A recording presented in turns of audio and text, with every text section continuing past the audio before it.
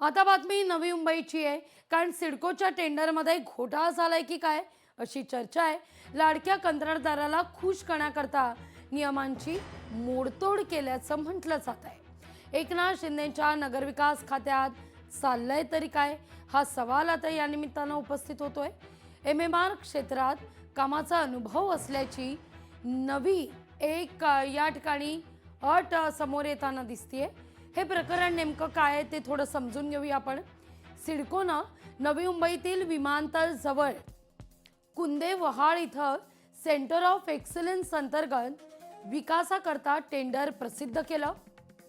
सुरुवातीला यात कुठलाही संशय येत नव्हता, पण ऑक्टोबर 2025 मध्ये ही टेंडर प्रक्रिया खरं तर सुरू झाली.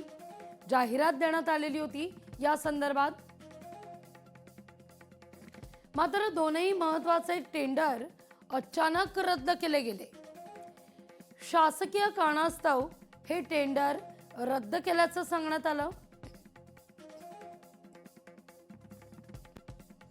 सर्व प्रक्रिया योग्य प्रकारे पार पडलेली असताना टेंडर रद्द करण्यात आलं.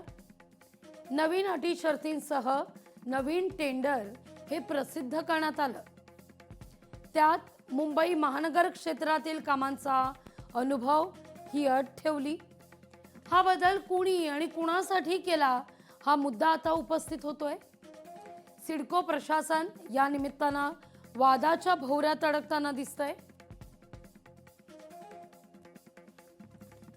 या सगळ्या विषयी अधिक माहिती घेण्याकरता थेट जाते आपल्या प्रतिनिधी आकांक्षा देशमुख यांच्याकडे. आकांक्षा, आपण हे सगळं प्रकरण पाहिलेलं आहे. हे साधारण गेल्या कित्येक महिन्यांचं प्रकरण आहे आणि या सगळ्यामध्ये आतापर्यंत काही कारवाई झाली आहे की या सगळ्याकडे केवळ आणि केवळ कानाडोळा केला जातोय? नक्कीच सिडकोमध्ये पाहायला गेलं तर अनेक घोटाळे आहेत जे आतापर्यंत उघड झालेले आहेत. मात्र आता एक नवीन माहिती समोर येत आहे, ते म्हणजे आपल्या लाडक्या कॉन्ट्रॅक्टदारांना खुश करण्यासाठी कुठेतरी त्यासाठी टेंडरमध्ये फेरफार करण्यात आल्याची धक्कादायक माहिती समोर येत आहे आणि अशा आरोप देखील केलेले आपल्याला पाहायला मिळतात.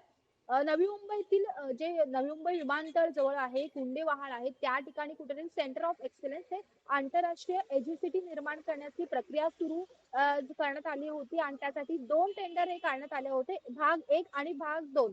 मात्र कुठेतरी अचानक ऑक्टोबर महिन्याच्या शेवटीच कुठेतरी हे दोन्ही टेंडर आहेत ते अचानक रद्द करण्यात आले आणि या रद्द करण्यामागचं कारण हे प्रशासकीय सांगण्यात आलं. मात्र धक्कादायक माहिती समोर आली ती म्हणजे MMRDA म्हणजे मुंबई क्षेत्राच्या जवळपासच जो कॉन्ट्रॅक्टर असेल, ज्याला अनुभव असेल कामाचा, त्यालाच हे टेंडर देण्यात येणार अशी अट ही घालण्यात आली आणि पहिल्यांदाच या अटीमध्ये या टेंडर्समध्ये बदल करण्यात आल्याचं आपल्याला पाहायला मिळालं आणि त्यानंतर कुठेतरी संशय व्यक्त करण्यात आलेला आहे. आपण सध्या आहोत सिडकोच्या परिसरामध्येच. आपण पाहू शकतो हे जी सिडकोच्या आहेत आणि या सिडकोच्या ऑफिस मधून गेल्या अनेक वर्षांपासून कुठेतरी विविध हे जे विकास कामं होत आहेत आणि त्यामध्ये घोटाळे देखील समोर येत आहेत आणि जर पाहायला गेलं टेंडर मध्ये अत्यंत वादग्रस्त बदल करण्यात आले आणि त्यानंतर कुठेतरी यावर आरोप प्रत्यारोप पाहायला गेलं तर सुरू झाल्याचं आपल्याला पाहायला मिळत आहे. आता कुठेतरी हा सिडको हे कुठेतरी एकनाथ शिंदे यांच्या नगरविकास खात्याच्या अंतर्गत आहे. त्यामुळे कुठेतरी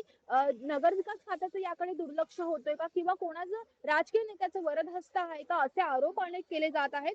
आणि पाहायला गेलाय तर आता महाराष्ट्रामध्ये आगामी महानगरपालिका निवडणुकांचे वारे वाहत आहेत आणि अशा वेळी कुठेतरी जर कोट्यावधी रुपयांची टेंडर एका विशिष्ट कॉन्ट्रॅक्टदाराला देण्यात खटाटोप का केला जातो असे देखील आरोप केले जात आहेत. त्यामुळे विविध चर्चा सध्या रंगू लागलेल्या आहेत. मात्र महत्वाचा मुद्दा म्हणजे 2025 मध्ये म्हणजे ऑक्टोबर महिन्याच्या सुरुवातीपासूनच या टेंडर प्रक्रियेचं कुठेतरी जे सुरुवात झाली आणि वादाच्या भोवऱ्यात सापडलेला आहे. अद्याप सिडकोकडून यावर कोणतंही स्पष्टीकरण आलेलं नाही आहे. मात्र कुठेतरी आता नगरविकास खातं किंवा एकनाथ शिंदे यावर काय प्रतिक्रिया देतात किंवा या जो हे प्रकरण आहे त्याची चौकशी व्हावी अशी देखील मागणी सध्या करण्यात येते. त्यामुळे हे निश्चित. प्रकरण आणखी काय नवीन वळण घेतं हे देखील पाहणं महत्वाचं असेल. अगदी. आकांक्षा, तुर्तास धन्यवाद. पण तुम्ही अशाच जोडल्या राहा. तुमच्याकडून पुढच्या बातमीवर देखील काहीसं अपडेट घ्यायचं आहे. आमदार रोहित पवार यांनी मंत्री संजय शिरसाट यांच्यावर सिडकोमध्येच 4,500 कोटी रुपयांच्या जमीन घोटाळ्याचा आरोप केलेला होता. त्याची आता चौकशी होणार आहे. यशवंत बिवलकर यांच्याशी संबंधित 4,500 कोटी रुपयांच्या कथित सिडको जमीन घोटाळा प्रकरणाची चौकशी होईल। या प्रकरणी राज्य सरकारकडून कोकण विभागीय आयुक्तांच्या अध्यक्षतेखाली एक समिती गठीत करण्यात आलेली आहे।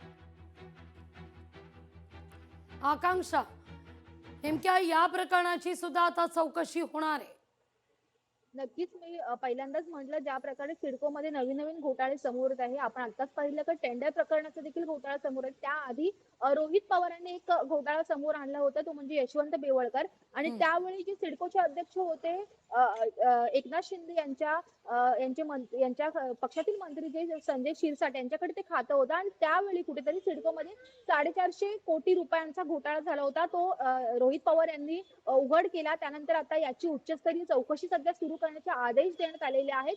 आणि अशाच प्रकारे हा एकच घोटाळा नाही आहे, तर अशा प्रकारे अनेक घोटाळे सध्या सिडकोमधला उघड होत असल्याचं देखील बोललं जात आहे। त्यामुळे आता सिडको यावर काय कारवाई करते, प्रशासकीय अधिकाऱ्यांना काय कारवाई होते का, हे देखील पाहणं महत्त्वाचं असेल। अगदी आकांक्षा, तुर्तास धन्यवाद तुम्ही दिलेल्या सविस्तर माहिती। लोकशाही मराठी ऐका, पहा, जागरूक रहा।